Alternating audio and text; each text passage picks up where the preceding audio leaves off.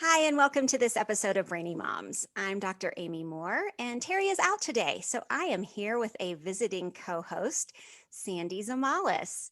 Sandy is a married mom of two, a former homeschooler, probation officer, and USA swimming coach.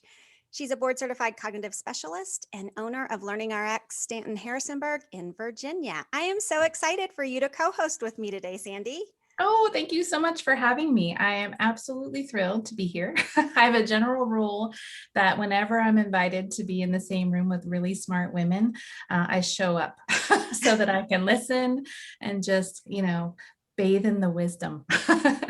Well, just so our listeners know, Sandy is a very brainy mom, so she's being modest. Okay, so Sandy and I are excited to introduce our podcast guest today, Janice Scholl. Janice is the host of the Money, Career, and Motherhood podcast, founder of Strategic Sabbaticals, and an advocate for working mothers. She's passionate about illuminating the money and work-life challenges women face through the stages of motherhood. Through her work, she supports mothers in their quest to be financially empowered and use their skills while being fully present for their children. In addition to hosting her own podcast, she's a frequent speaker on the topics of motherhood and money, career breaks, and family finances. Her Strategic Sabbaticals program is designed to amplify the growth and opportunity women find through a career break to ensure a successful return to paid work. Welcome, Janice. Thank you so much for having me. I'm excited to be here today. We are too. So why don't you tell us a little bit about your story and the evolution of money, career, and motherhood, the how and why? Yeah, it's definitely been an evolution. I'll tell you that. So I started my career really in commercial banking, and I was a professional woman for years prior to motherhood. And my husband and I both had this idea of what motherhood would be like and what parenthood would be like when our first daughter arrived. And lo and behold, it was nothing like what we had prepared and planned for. and I kept, I kept thinking back to this one friend of mine who's like, I'm going to give you one piece of parenting advice. And this is the only parenting advice I'll ever give you. And he's going to say, don't listen to anybody else's parenting advice. It won't work for your kid. Right. And so there we were. And I was like, now I get it. Right. But so here we were, a family with two working professionals, and I was also getting my MBA. I was in graduate school, and we had a newborn, and we had this plan of how we were going to navigate this really stressful time in life. But it was based on something that was not our reality. Our daughter had some medical challenges early on that we had to face. And so here we were realizing that it doesn't always work to have two working professionals who can both excel at work and excel at taking care of the needs of their children. And while I was in school, I worked on a project that was designed to help increase women in top tier MBA programs. And it was so serendipitous because I got to see how related our career advancement and our career plans are with motherhood, because so often the time that our careers really take off or have the opportunity to really take off are exactly at the same times that we are considering and starting to grow a family. And so we have these two really labor intensive things that occur at the same time.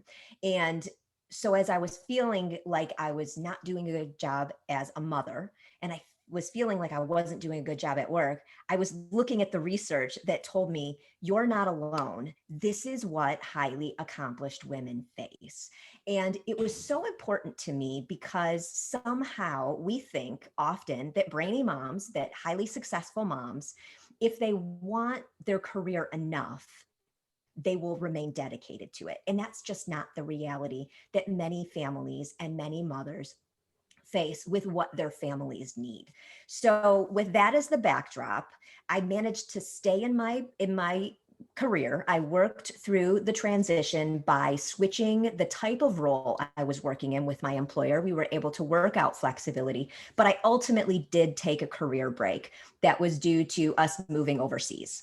So we spent time overseas, and that was kind of the next evolution of what what I now call money, career, and motherhood and strategic sabbaticals, because I was with a bunch of amazing people who had left careers because of supporting their spouse's career to move abroad, and they wanted to get back to it. And that was when that reality of 90% of women who take a career break want to get back into professional employment, but yet many don't. And so that's where Strategic Sabbaticals was born, because I wanted to help women navigate the realities of a career break and not just the internal feelings of what we fear in a career break return, because they're often a little disconnected, and we can talk about that more. So once we moved back to the US, I kind of evaluated the opportunity to go back into the traditional workforce and decided that really my heart and my mind are dedicated to helping women through these challenges, and just being the support system with my financial experience in the past to help women address the family and personal challenges that come with the transitions of motherhood. So that really resonates with my experience as well. My husband's retired military. And so we used to joke that if you were a teacher or a nurse, as you know, as a military spouse, you could take that career anywhere, right? But if you had location bound careers, then you really did have to put your career on hold. And so then what do? You have babies, right? Because your career's on hold anyway, but then life is going on without you. And I was super fortunate. I was a teacher at the time, but absolutely resonated with me when you spoke about that. So I just really love that term, strategic sabbatical. It is so positive and affirming. yeah. Versus a career break, or even choosing to be a stay-at-home. I'm really gonna use that phrase more, I think. I know when my kids were young, and I chose to stay at home with them, and I would often make a point to visualize those next steps for myself and figure out how I was going to get back into the workforce, and even try to strategically think through how I was going to model that for my kids. My mom modeled that for me. She had a huge career change when I was in college. And you shared that amazing statistic, that 90% statistic. Could you share more, and what goes into the decision-making process for women on whether or not they want to take that career break? Can you share a little bit more about that? Yeah, absolutely. And so 90% of women want to return to the workforce when they leave. So first of all, this idea that women just want to leave the workforce and not come back and have babies and stay out is not really, it's something that kind of is a perspective that we experience in the corporate world, but it's not the reality. Most women want to raise amazing humans and use their professional skills and expertise. So of the 90% who want to return, 74% ultimately do, but only 40% of the returners actually go back into professional full-time employment. So out of 100 women who would decide that they want to go back, only like 30 are going to actually end up into full-time professional employment after that. And that's where the breakdown happens. So women are leaving the workforce, and they're leaving the workforce to solve problems. They're leaving because of childcare challenges, which, we know that fully over the past 15 months, right? The pandemic in particular has just reached this point of capitulation for women in their careers who are mothers. But that was really a major problem that women were solving through leaving and taking career breaks prior to COVID as well. But even still, they're solving problems, but they want to remain employed. And so that, when you look at that and you realize how few end up back in, that's when you can identify this disconnect of what's happening during career breaks. And I'm so glad that you like the term strategic sabbatical. And when we talk about sabbaticals, usually we're talking about kind of a leave of absence and a return to your core work, and probably within the same company, or often it's talked about in academia. But to me, I use it differently, obviously, but it's about the rest and recharge that you get on a sabbatical and bringing that energy back into your career. We don't, as a society, stay in one career path any longer. We don't start with one company and retire from that company any longer. And so the concept of having a sabbatical with one company is not something that's going to work for everyone. But by planning it to be a sabbatical, we can actually address what the research says are the challenges women face when they take a career break and help them use that information to get back into paid employment or paying entrepreneurship that can be their next step out of the workforce. Wow. So let's say that they do choose to take a career break. What happens when they want to come back? How does the corporate world actually treat moms who have been on a career break? Well, the first question I think is, how do we treat ourselves when we're returning? Because the first barrier is mothers fear that they have to do a great job of explaining the break and that nobody will want them because they have de-skilled during their time out of the workforce. Those are the two biggest fears that I hear from women, is that they're afraid that they don't have any skills that are worthwhile in the marketplace. And let's be honest, the world has changed dramatically. If you left the work world a year ago or 5 years ago or 10, things look different than they did. Right. So the first barrier to reentry is really ourselves, and the conversations that we often have with ourselves that we're not really wanted in the way that we were wanted before. We're not the same person who left the workforce. So what type of job might I be eligible for is kind of clouded through those conversations that we're having with ourselves. And employers, they do require an explanation of what did you do in your time off. And so, when we focus on the career break, we're telling them that we chose to leave the profession. We chose to leave our career. That is not a priority. But we can paint a story that demonstrates to employers that ambition didn't die when we were on a career break.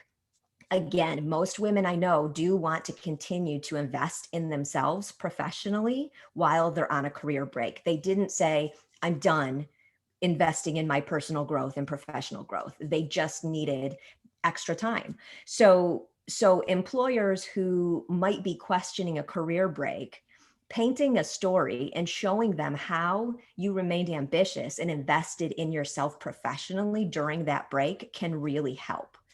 And that can be in the form of skill building or different activities that just show you remain active. So that is going to address the confidence barrier that I see women face. And it's also going to address that dreaded, how do I explain my break?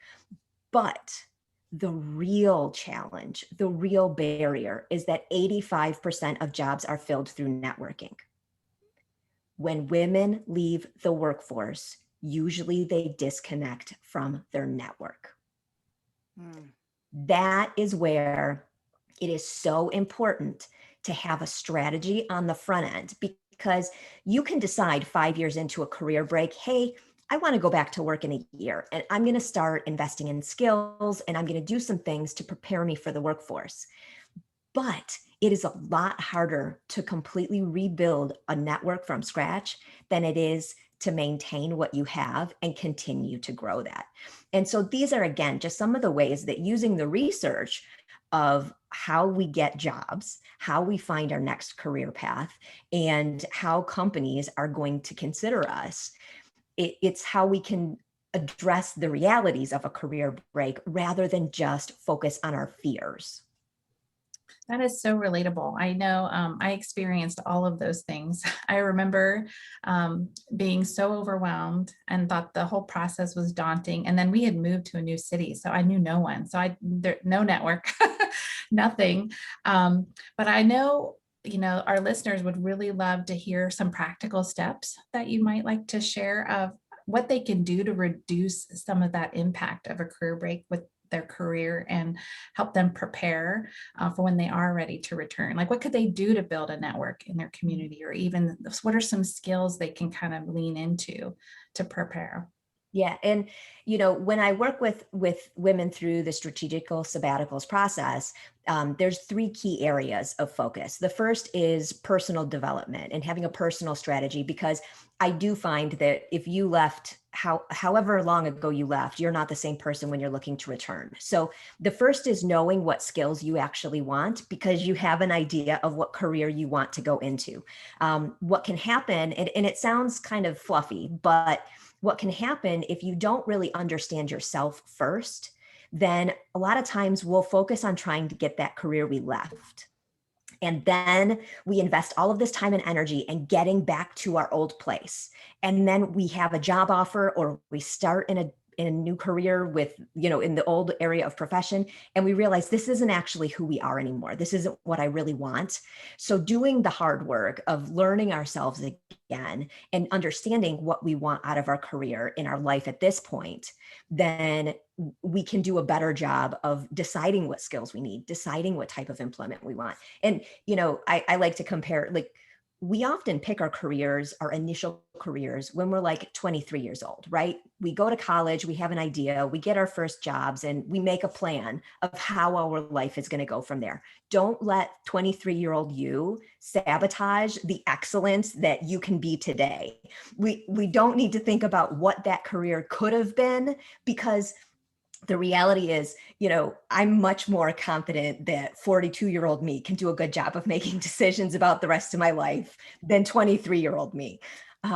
So that's the first thing. And the second is then you pick the skills that you want to invest in. Technology skills are always a good idea, right? Because I think, first of all, again, that's an area that we lack confidence in if we've been disengaged for a period of time. And second of all, it's just a necessary skill in today's world. So identifying which skills you want to invest in, and then you can figure out what are the best ways to get those skills. There are so many ways that you can do it on a career break for free or very inexpensively.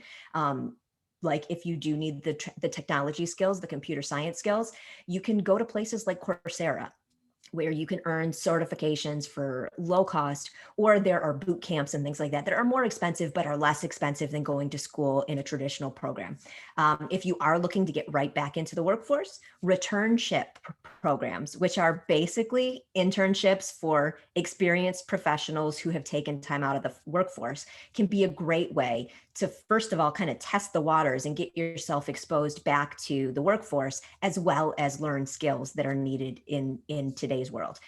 And then also for skills, we want to identify the ones that we've been using during our break, because those are going to be the ones that help us tell the story to our prospective employer in the future. While we may not have been working in the traditional workforce, we've been doing something. And often we underestimate and kind of undervalue the activities that we've been doing and the ways that we've been using those skills that we built up in our careers before, while we're on a career break.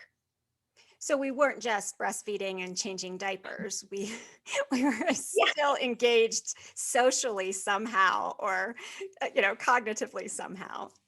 Yes, Yeah. yes. And, I'm sure that there's a lot of moms out there who can relate to the fact that, if somebody were to ask me today, what's the most challenging thing you've managed to work through, or where's a scenario that you've had to work through where you didn't have all of the information, I have some work stories. They're pretty unexciting because they're like pretty plain vanilla, right? But the challenges that I have faced as a mother with my children, I mean, I've moved my kids' cultures. I've dealt with medical issues. We've dealt with academic challenges. Those have been so much more powerful for me to become kind of a more agile, adaptive person, which is what's needed in the workforce today. So it's painting the story of, yes, no, I didn't just stay home and breastfeed. I actually moved mountains over the past 5 years or however long.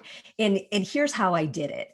And during your career break, recognizing in the moment, like, I'm doing an awesome job problem solving right now. That's way better than looking back 5 years ago and trying to say, what did I do? And so if you are able to just kind of make yourself a mental note or write it down, I'm a forgetter. So write it down and keep a file on your computer of These are the handful of things I'm proud of this year, whether they're personal or professional or anything. Just have that list to go back to, because it's going to be a confidence boost and it's going to give you something to talk about in the future with a prospective employer. I I love that those idea. skills. Yeah, that's a great. Do you have ideas for the networking aspect of like how to get back out and meet people and get involved so that you can find those jobs that might be a good fit? Yes. So there's a few ways. And first of all, I think the pandemic has placed a challenge and an opportunity on us, because for many moms, the challenge is, well, I know how to network, but I don't know how to network without time. Right. So first of all, if you don't have a LinkedIn, have a LinkedIn. You need to have a really great profile that people can connect with you in, and you want to start to get active. Networking is great when you are demonstrating yourself as a go-to person for something. So what that means is, if you're on LinkedIn, connecting with people is great. Sharing your ideas and thoughts is better, because then people get a sense for who you are and what your thing is. On a personal basis, we usually don't really address our personal network. And again, you don't know who's in your personal network if you're not having an active conversation about what your plans are. And for some reason, women on career breaks are like the quietest people about their dreams and aspirations professionally. We keep real quiet. But again, if you want to be thought of as somebody for a position, people have to know that you're thinking of a position. You have to be someone that becomes top of mind. So think about your personal network and how you can be top of mind if something comes up. So I had an opportunity that came up here in Tennessee, where I live, that was through a former colleague and now friend that we've kind of been disconnected for years, but we still remain in contact. And she knew I was in a new place and my experience in the past, and knew that I loved the work that I was doing. And so it was just natural for her to reach out. If she didn't know that I still wanted to get back into banking at some point, she would have never reached out to me for this position. So being top of mind is important. And then to actually meet people, there's a couple of things that you can do. First, strategic volunteering is a really, really great way to encompass all of the stuff you're trying to do when you're getting back into the workforce. And by strategic volunteering, I mean volunteer in a way that demonstrates and develops the skills that you want to use in your next career. And it gives you an opportunity to develop a more broad network in a volunteering capacity, because you'll kind of bump into all kinds of different people. But now not only are you going to get to meet people, but you're going to get to meet people who are then going to have some idea of what you're about. So you're not just going to be a name. You're going to be, hey, I know Sandra. This is what she's about. I have an idea that might work for her. So strategic volunteering is awesome. The other is, I love creating masterminds they don't have to be under the umbrella of somebody else. There's lots of masterminds out there that can help you do anything you want, create a business, help your social media, do all of these things. But for women who are just dabbling and trying to figure out how to get back into the workforce, you can join something organized, but you can also literally just talk to your friends about who's interested in getting back to work at some point. I find it to take about like 2 to 5 minutes to get any woman to open up about her professional path and plans. And that's from, working women to stay-at-home moms and everywhere in between. We all have a reason we've chosen the path that we've chosen. And so it's not that hard to talk about. So if you have a group of women who don't have to be from the same industry, they don't have to be on the same timeline, but all of them are grappling with these problems, it takes a village. And so create your village, meet monthly and talk about each point that each person's at. You'll identify networking opportunities amongst the group and amongst people that oh, hey, I know this person you should talk to. And also we get out of our own head and we start to hear the ideas and the ways other people's are addressing the challenges that we're facing as well. Those are fantastic tips. Yeah. Thank you. Yeah. So you talk a little bit about how the fears that women have about going back into the workforce after taking a career break might not actually match what they should be fearing? Yes. I think, and the fears are valid. Your fears are valid and they are real.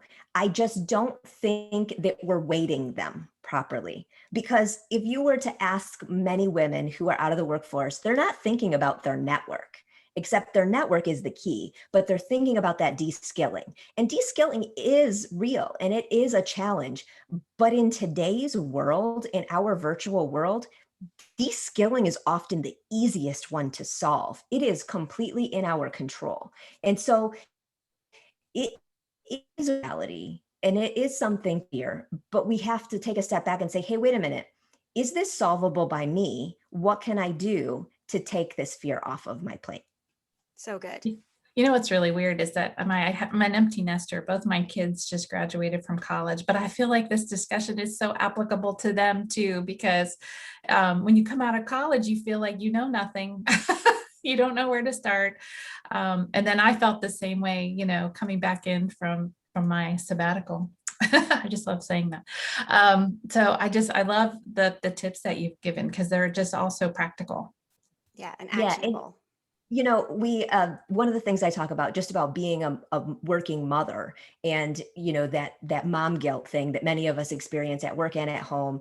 We are socialized at work to talk about our strengths. We are not socialized to talk about our weaknesses. So when we have these fears and these concerns that we're not up to par, we don't talk about them enough. And yet all of the moms that I have worked with and that I have talked with outside of work, it's so common that we are harder on ourselves. We are kind of creating more of a barrier than we're actually facing because we don't recognize that, hey, if everybody's talking about their strengths, there is a counterbalance on the weakness side. We all have areas of strength and weakness. No one is perfect, but we know this in our minds, but we don't feel it in our hearts until we're having conversations with other people. And I think that happens at every stage of career, right? Right. Right. And I think social media does such an injustice Yeah. to that because we just want to put the highlights out there, right? We don't want to be vulnerable and talk about, hey, I'm really struggling with this. And so you kind of do feel like you're alone then if you are struggling because everyone on social media is, the smashing success, right? So It's so true. It's so true. And I think it is really hard because for some moms who are in the thick of it and just really struggling because they're busy and it's hard to be connected in person, social media is the way that they're connecting. It's a really important tool for moms, but it's not reality. And so it can be really dangerous to think that that paints the whole picture. yeah, absolutely. Hey, so we need to take a quick break and read a word from our sponsor. And then when we come back, we want to hear a little bit more about your show and your services. Are you concerned about your child's reading or spelling performance? Are you worried your child's reading curriculum isn't thorough enough? Well, most learning struggles aren't the result of poor curriculum or instruction. They're typically caused by having cognitive skills that just need to be strengthened. Skills like auditory processing, memory, and processing speed. Learning RX one-on-one brain training programs are designed to target and strengthen the skills that we rely on for reading, spelling, writing, and learning. Learning RX can help you identify which skills may be keeping your child from performing their best. In fact, we worked with more than 100,000 children and adults who wanted to think and perform better. We'd like to help you get your child on the path to a brighter and more confident future.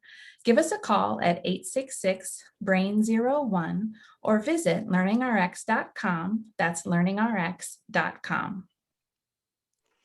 And we're back talking to Janice Scholl from Money, Career, and Motherhood.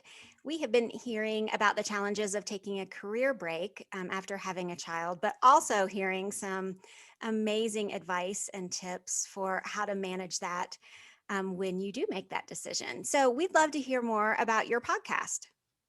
Yep. So I launched the Money, Career, and Motherhood podcast this past year. We just had our 1-year anniversary. Yay. Yay. Made it a whole year. I committed to myself that I would make it a whole year, and I absolutely love it. And so really the approach I take with money, career, and motherhood is that women are amazing and empowered and capable in managing their personal financial future for themselves and their family, but many don't want to necessarily be actively involved in thinking about money every single day. And the financial services world often has a real linear approach to money. It's money is a goal. This is how you have to do it. Rate of return, balances, all of that. My approach is really that as a mother, my family and our well-being is the focal point. And so it's bringing money into the conversations we're already having. You know, when we're talking about how our kids are going to excel in school, there's an impact to our career and there's an impact to our family's finances in figuring out how to create the best environment for our kids. There's no money as a goal on its own when you're a mom. So that's really why I created Money, Career, and Motherhood, because to me, it's not Superman laser vision, eyes on the prize. It is a tornado of thoughts when moms are thinking about money, career, and motherhood, and they're often all wrapped up together. That's so So true.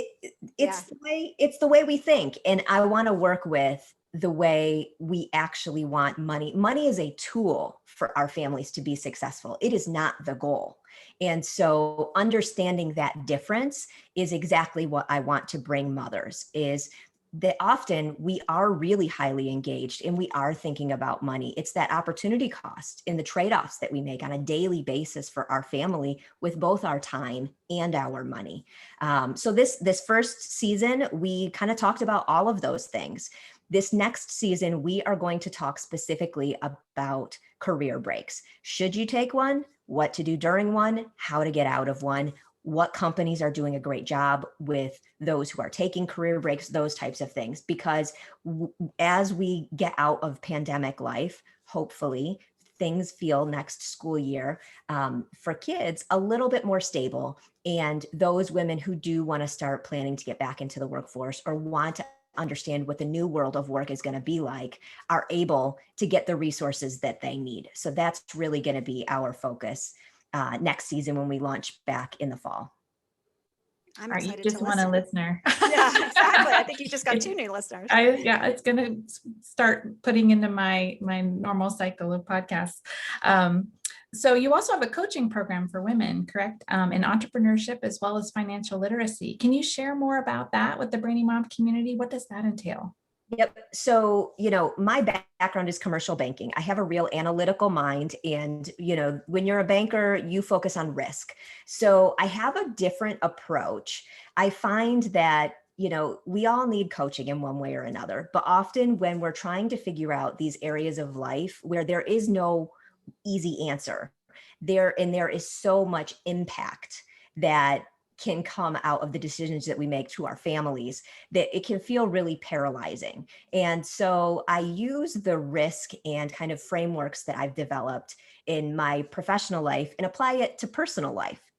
And it helps kind of bridge the two gaps. Again, bringing money and career into the conversations that we're already having and the lifestyles that we want for our families. So first is strategic sabbaticals and helping women actually navigate what to do during a career break. Because while we think about should we take a career break for a real long time, we often then take the career break and we stop focusing on what happens next. And so I want women to be engaged on what happens next through the whole path. So Strategic Sabbaticals is a 6 weeks program that can really help women get from, I am going to take a career break, I have no idea what's going to happen after this. It's just an abyss. So we paint the picture and give the vision of where you're going and where you want to be. And it really, really is empowering for women.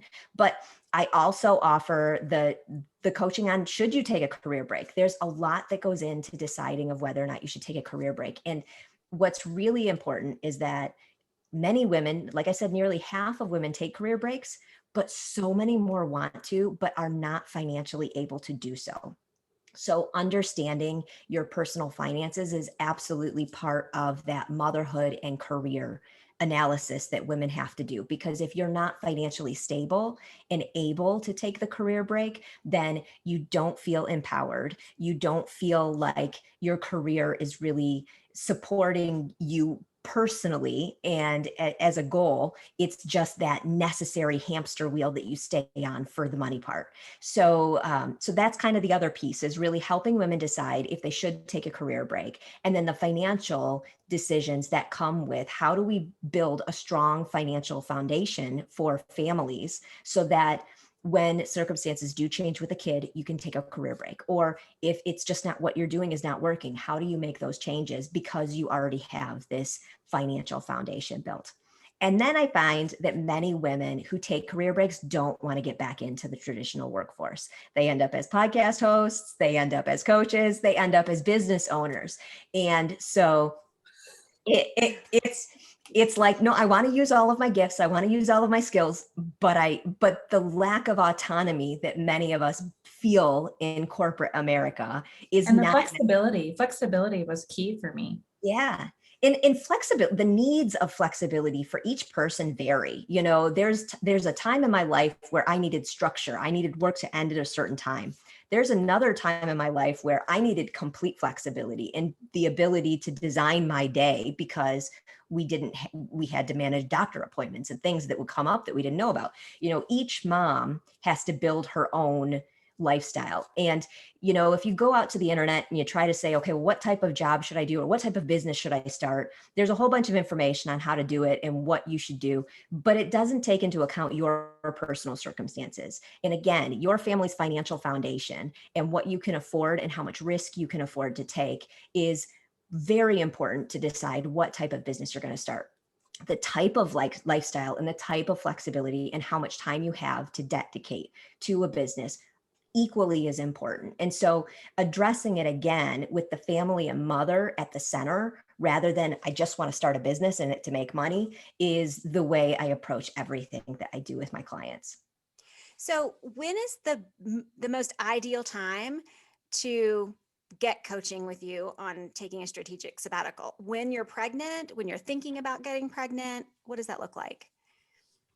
So I do coach and I do offer webinars for prepping for your career on maternity leave, but I don't think that's the best time, because unless you already know that you're thinking about taking a career break. I think it's when you start thinking, what I'm doing might not be sustainable. For some women, they have that idea prior to maternity leave, but most, it's not until sometime after. For some, I have a great episode with Raquel Kelly on the podcast talking about how she literally just realized on maternity leave, I could never go back to doing what I was doing before. She had it all figured out and then it all blew up. So that does happen. For others of us, we go back to work, we think we've got it all together. And then I find that for some, it's around this 18 months mark where we've been parenting for a while, we're out of the sleepless nights, hopefully,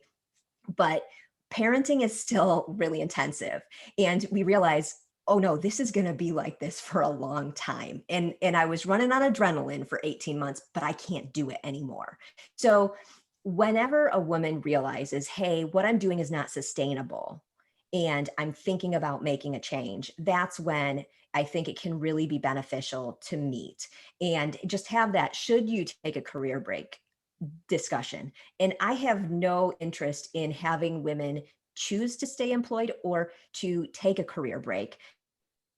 I want them to figure out what's best for their personal circumstances, because there are a lot of people out there who do have an interest in the outcome and are focused on that one path, but each family and each woman needs to be able to weigh all of the pros and cons that go into that decision.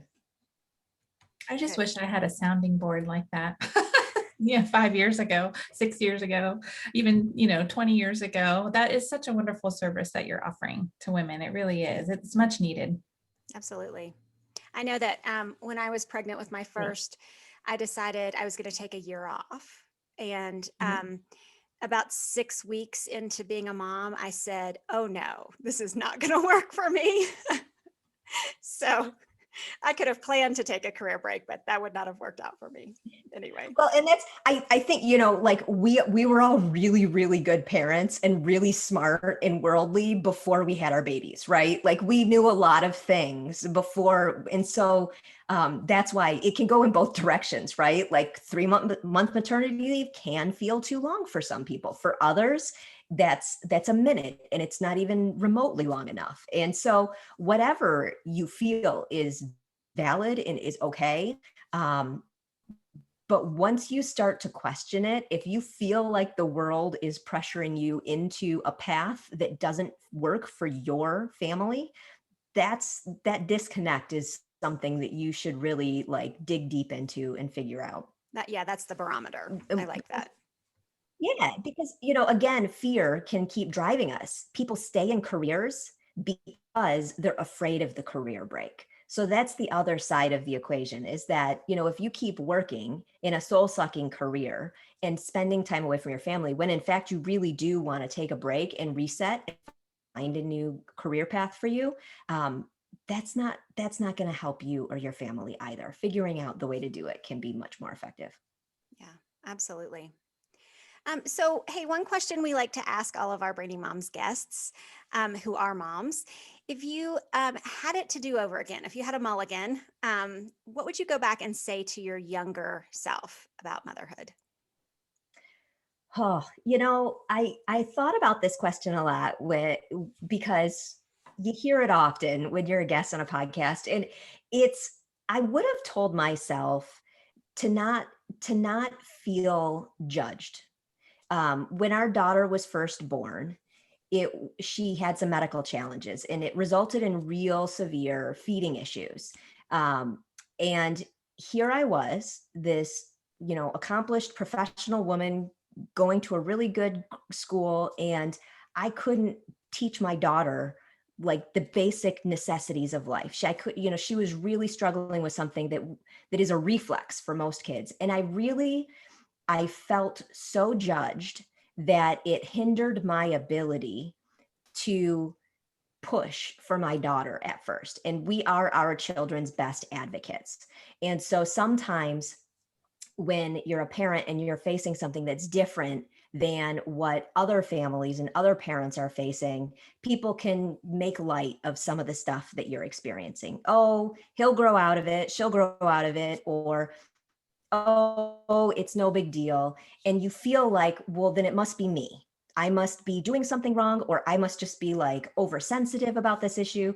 When in fact, in our circumstances, I wasn't being sensitive. I wasn't overreacting. We really did have problems that we needed to address. And the only way my daughter was able to get the help she needed was because we kept pushing with the doctors. And so that's, be strong enough to like ignore the judgment is what I would have told my younger self, because I feel so much more empowered and strong now because of that experience. But man, it was really tough at the time. Right. And we're going to be our children's biggest advocate, right? Absolutely. Nobody else is going to be able to do that for us. Absolutely. For sure. So we are out of time and need to wrap up. But this has been a fantastic conversation today, Janice. Thank you so much for being our guest on Brainy Moms. If you would like to connect with Janice or learn more about her podcast or coaching program, you can find her at moneycareermotherhood.com, and we'll put her social media handles and those links in the show notes, along with a link to take advantage of a 25% discount that she is offering on her coaching program to Brainy Moms listeners.